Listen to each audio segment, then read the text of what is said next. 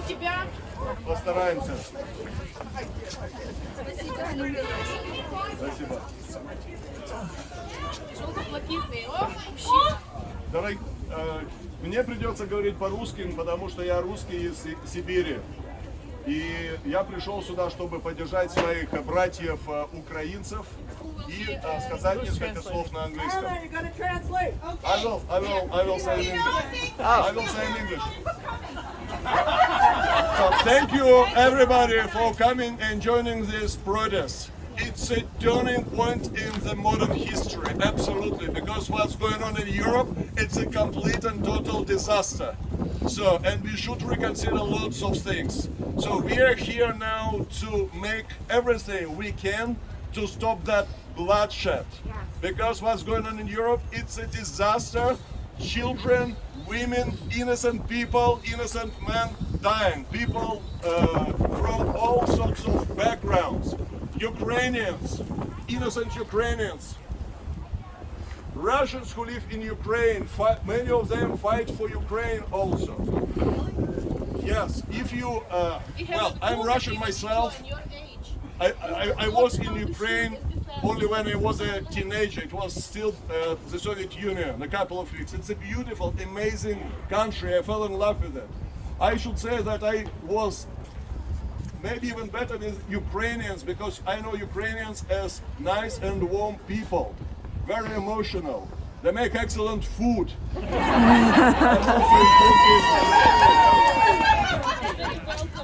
Thank you. Less than half of your table. Well, anyway, since I'm Russian, let me share some my insight. My sister-in-law lives in Yekaterinburg, another notorious place where Nicholas II was murdered with his family by the Bolsheviks.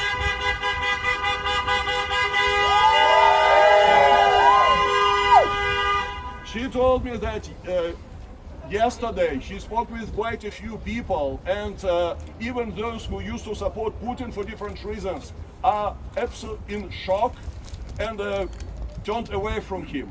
So a lot of cops in the city retire because they just disagree and they don't want to go to that slaughter. I have a son who is 17-year-old back in my country. So he is turning 18. If we don't stop it, guess what happens? They will send him. Well, anyway, the good strategy and the best strategy for the Russians now is just to resist. And guys, I wish if you share on the social media, I call for all the Russian military. If you have a chance to surrender, do it. If you have a chance to go to jail instead of the war, do it. Because if you go to the bloody war, you are going to join the criminals. The entire war in Russia resembles what happened in Europe in 1939 through 1949. Why? Because every speech said by Putin resembles the speech of Hitler. So, because the ideology is very similar. Instead of great Germany, we have great Mother Russia. Instead of and the Russians like a superior culture. So he made, just like Hitler made to believe the Germans that they're a superior race, superior culture. Putin made many Russians to believe that they're superior to everybody in the world, not only to the Ukrainians, because there is a special word in Russia you hear for Americans, so-called pendosy. Believe me, it's like N-word, you know, it's just for all Americans. So, and I mean, pretty much across the country, because the Russian propaganda inside of the country has been evil. He controls all the sources of information, including the Russian-speaking internet. For many people, just like back in Germany, it was difficult to understand the reality. So, but the reality is coming, because tomorrow, on Monday, when the Russians come to the bank, they will see that their currency is 2 times cheaper already than on Friday. So, and also, so what happened? Maybe I wrote an article about 17 years ago, and I was trying to warn the world that Putin was evil. Unfortunately, my predictions came true. I have a background in international relations. So, and what's unfolding now, unfortunately, happened not without the help of the Western leaders. We know, so when Putin just got elected, It was 2001. I was shocked that he had his very first he went to the KGB headquarters. After his inauguration, Putin went to the headquarters of the KGB and had a toast for Stalin. For me, it was done. And then he made lots of dirty tricks how to silence the only media, so-called called NTV, the only independent TV station. Anyway, it didn't prevent the British Prime Minister Tony Blair to jump in bed with Putin. Many of you know Chancellor Gerhard Schroeder. After he retired, he went to work for Putin at Gazprom, on the board of Gazprom, making millions and millions of dollars. The leader of the free world in Europe, Angela Merkel,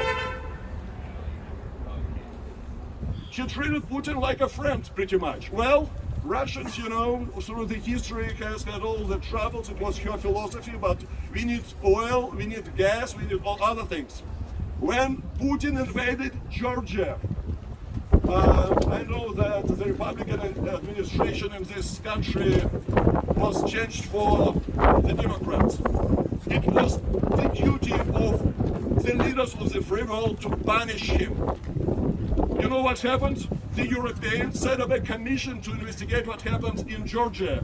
And they said, well, we can't even say that it was just the Russians' fault. It was kind of mutual. The Georgians also had some, you know, issues, and maybe, we don't know. So absolutely zero sanctions on Putin after he invaded Georgia and killed like a few thousands of people there. And the Russian troops are still in Georgia. So then he realized, okay, he knows the history of the world and he knows what happened to Germany, Hitler. And then he annexes Crimea. I was shocked. I couldn't believe. Well, actually, he put his so-called quiet people to Crimea to see the reaction. And he saw no reaction for a few days and he annexed Crimea. It didn't happen like in 1 or 2 days. He was watching for the reaction of the Western world. And when he realized he could annex Crimea, he just did it. And he saw very little sanctions after the annexation, and he puts his special troops, his special people to the eastern Ukraine, Donbass. Sanctions, Mickey Mouse sanctions for Putin. So, and right now we are in a disaster, and it may end up very well, end up with a nuclear war now. Because in one of his speeches he said, we don't need the world without great Russia. Seriously, this man is sick. He has very serious mental issues. How is it possible in Russia? Well, it's a different civilization, it's very complex. I can just tell you, when I was living in Russia, many Americans would ask me, why is this, why is that in Russia? It's just Russia. Unfortunately, the world is much more complex than the life in the United States only. And again, thank you so much for stopping by here. Let's stop that bloodshed and do whatever we can. Share it on the mass media, and glory to Ukraine. Slava Ukraini! Slava Gavon! Let's not let it end here. We all need to write to our senators, Shaheen and Hassan. We need to write to our Congress people, Danny Custer and Chris Pappas.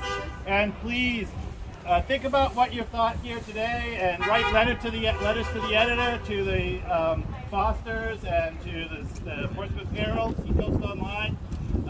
We need to make sure that we let people know that what's going on to the people in Ukraine can't happen. They're just like all of us, just wanting to live in peace, and one man's greed and ego is costing them their freedom and their lives. So please, don't let it end here.